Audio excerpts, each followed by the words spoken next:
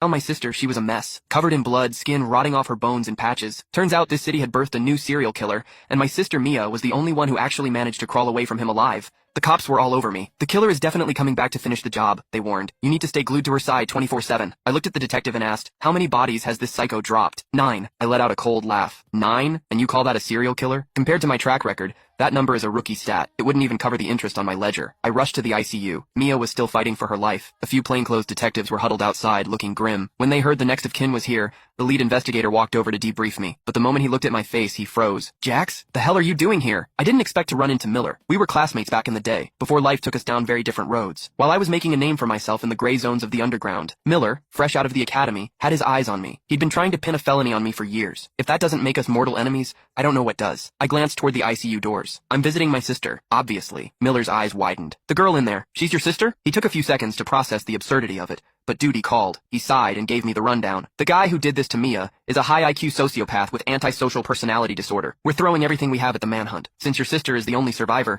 we're betting he's coming back to tie up loose ends. We'll have units posted here day and night, but you family members need to stay vigilant. I nodded, genuinely curious. So, bodies? How many? 9. 9. I smirked. That's it? That's what passes for a maniac these days? Detective Miller's face darkened. He grabbed my arm and pulled me aside. Jax, listen to me. Your sister was brutalized, I get it. I understand you're pissed. But you need to cooperate with the NYPD. Do not go rogue. Do not give me more paperwork. I stared at him, calm as still water. My sister is lying in there looking like raw meat. Before Miller could respond, his radio crackled. Captain, we got a situation on the 3rd floor. Violent riot. You need to come down here now. Anyone hurt? Everyone's hurt, but not the medical staff. Some random civilian stepped up and beat the living hell out of the rioters. Blocked them in the stairwell. 20 guys, Captain. All of them are laid out. The stairwell looks like a slaughterhouse. What? All right, on my way. Miller hung up, and his eyes dropped to my hands. My knuckles were split, stained with dried blood. I shrugged casually. They were blocking the stairs. I needed to get through. Just taught them some manners. No need to thank me, Miller. Miller shook his head, muttering as he walked away. That killer messed with the wrong family. Poor bastard doesn't know what kind of trouble he's in. Mia survived, but after she woke up, she was broken. She was terrified of everyone, flinching at shadows. The cops couldn't get a damn thing out of her about the killer. On the way to the hospital, I grabbed some cinnamon rolls from that bakery she loved as a kid. Truth is, Mia and I aren't exactly close. Same dad, different moms. My mom died early and nobody gave a damn about me. I learned to throw a punch before I learned to read. Growing up,